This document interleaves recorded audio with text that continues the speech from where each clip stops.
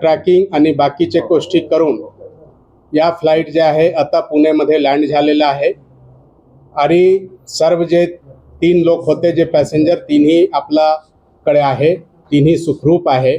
वाद नाही किंवा काहीच नाही.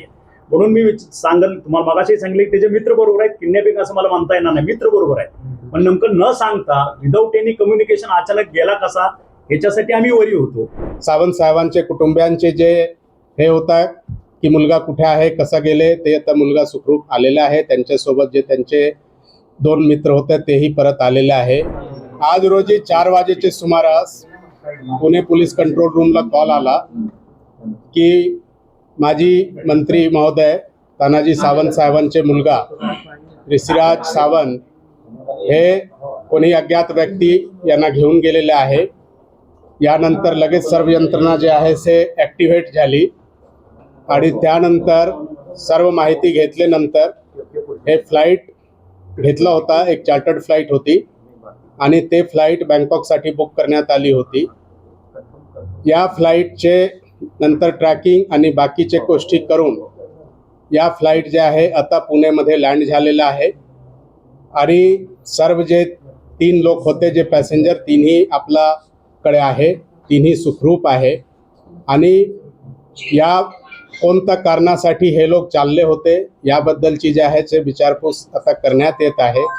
विचारपूस केल्यानंतर आपल्याला पूर्ण माहिती मिळणार आहे की काय पर्पस होता, कशासाठी चालले होते, घरी का सांगितलं नाही, हे सर्व जे प्रश्न आहेत ते सर्व आता विचारपूस केल्यानंतर मिळणार आहे. आता जे सावंत साहेबांचे कुटुंबियांचे जे हे होता की मुलगा कुठे आहे, कसा गेले, ते आता मुलगा सुखरूप आलेला आहे. त्यांच्यासोबत जे त्यांचे 2 मित्र होते तेही परत आलेले आहे. आता फक्त जे पुढची आपल्याला माहिती त्यांच्याकडून पाहिजे की काय कारणास्तव ते बाहेर चाललेले होते, तर ते आता पुढच्या विचारपूसमध्ये येणार आहे.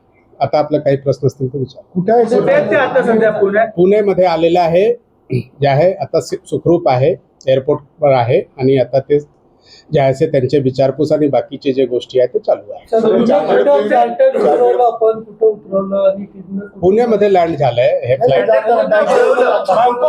कुठेही उतरले नाही, बँकॉक पर्यंत विमान गेलं होतं, ते कुठून परत आलं आणि आता कुठेही नाही उतरवला. इथं पुण्यावरून बँकॉकला चालले होते, मधून त्यांना जे आहे ते बाकी सर्व यंत्रणा से कोऑर्डिनेट होऊन ते परत जे आहे पुणे एअरपोर्टवर लँड झालेलं आहे. सर्व लोक सुखरूप आहे, सर्वांची बोलणी झालेली आहे, सर्व ओके आहे. फक्त काय कारण होता नेमके जाण्याचे ते नंतर थोडासा विचारपूस केल्यानंतर आपल्याला गुन्हा दाखल केलेला आहे. येस. तर ते जे बरोबर लोक होते त्यांना आरोपी म्हणून ट्रीट करणार का त्याची चौकशी करणार, काय करणार? तेच आता चौकसी अंती काय क्लिअर होतो ते सर्व गोष्टीवर पुढच्या जे आहे ते तपास निर्भर करणार. तेच सांगतो ना, आता विचारपूस केल्यानंतर कळत. आता जस्ट लँड झालेले आहे, 3 लोक आहे, त्यांच्यासोबत 2 लोक आहेत, म्हणजे ऋषिराज सोबत 2 लोक अजून आहे. घरगुती वाद होता किंवा असं काहीच नाही. मी तुम्हाला मगाशी सांगितलं सकाळी भांडण काही माध्यमांमध्ये असं कळतं की तुमच्या दोघांमध्ये काही वाद झाले होते आणि त्या वादामध्ये ते निघून गेले. आज 30-32 वर्षाचा मुलगा झालेला आहे, त्याच्यामध्ये कधीही आमच्या दोघांना सगळे सांप्रदायिक पंथातले आहोत. रात्री व्यवस्थित गप्पा मारल्या, सकाळीही त्यानं पहाटे 3:30 वाजता अभिषेक केला. रुद्राभिषेक आज प्रदोष आहे आणि माझा पूजा चालू व्हायच्या अगोदर तुम्हाला पटकन नेहमीसारखं कॅम्पसला निघून गेला. वाद नाही किंवा काहीच नाही.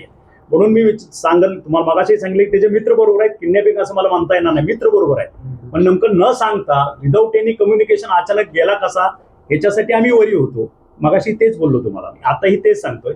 आता त्याच्याशी भेटल्यानंतर चर्चा केल्यानंतर नेमकं व्हॉट इज द फॅक्ट, किंवा अचानक म्हणजे काय तुमची टूर ठरली किंवा न सांगता टूर ठरली. कारण 8-10 दिवसापूर्वीच तो दुबईला जाऊन आला होता. त्यामुळे सडन ऑफ परत लगेच कसं मग पप्पा रागवतील का किंवा काय, असं काय आहे का ते एकदा चर्चा केल्यानंतरच मला कळेल. तुम्हाला काही मेसेज केलं होतं जाण्याच्या आधी? नाही. तुम्हाला कसं कळलं की तो गेलाय? तो ड्रायव्हर आला माघारी, दुसरी गाडी घेऊन गेला. त्या ड्रायव्हरकडनं कळलं म्हणून मी आलो. माझ्या थोरल्या मुलाला तो ड्रायव्हरनं सांगितलं की मी यांना घेऊन एअरपोर्टला चाललो. तो मला सांगितलं. आम्ही दोघे एकाच ठिकाणी होतो, कॉर्पोरेट कात्रजच्या ऑफिसला आम्ही बसलो होतो. असं काही आहे का तुमच्या घरगुती वादातून यंत्रणा वेठीस धरली गेली? अजिबात नाही. तासाभरात किडनॅपिंगचा गुन्हा पण दाखल केला ना. तुम्ही म्हणता की झाले नाही साहेब, पण तासाभरात गुन्हा पण दाखल केला त्यांनी. ठीक आहे ना. आता जे काही वरी एक बाप म्हणून जे काही एक कॉशियस होणं गरजेचं आहे ते झालं असं. पहिली जे पोलिस पहिला जे इन्फॉर्मेशन होता हा. ते तसंच प्रकारचे होता की कोणी अज्ञात लोक त्यांना घेऊन गेलेले यांना आहे. त्या एक फोन आला आधारावर तसंच. जे आहे ते FIR नोंदवण्यात आलेलं आहे. आता पुढे जे आहे तपासमध्ये जसा निष्पन्न होतील त्याप्रमाणे ज्यांनी कारवाई तक्रार दिली त्यांनी बघितलं होतं का? दाबून नेलं गाडीत नेलं, कसं नेलं? कसं दाखल झालं? काय दिलं काय? कुठली कार होती? असं काय आता दिलं? आपण एक मीटिंग म्हणतो नंतर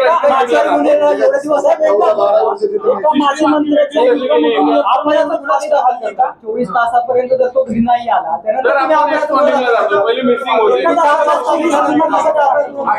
एक एक करून इथे तसाच प्रकारची तक्रार होती की कोणी त्यांना घेऊन गेलेले आहे. पुढे आपल्याला माहिती मिळाली की ते एअरपोर्टवरून काही फ्लाईटमध्ये निघून गेलेले आहे. त्यामुळे हे सिरियसनेस पाहून की कुठे चाललंय काय चाललंय तातडीने नोंदवले गेले गुन्हा. कारण गुन्हा नोंदवल्याशिवाय जे आहे ते पुढच्या प्रोसेस होत नाही. त्यामुळे गुन्हा नोंदवण्यात आलेला आहे. आता पुढे जे आहे तपासामध्ये जसा प्रकारचे निष्पन्न होतील तसा गुन्ह्याची निर्गती होणार आहे.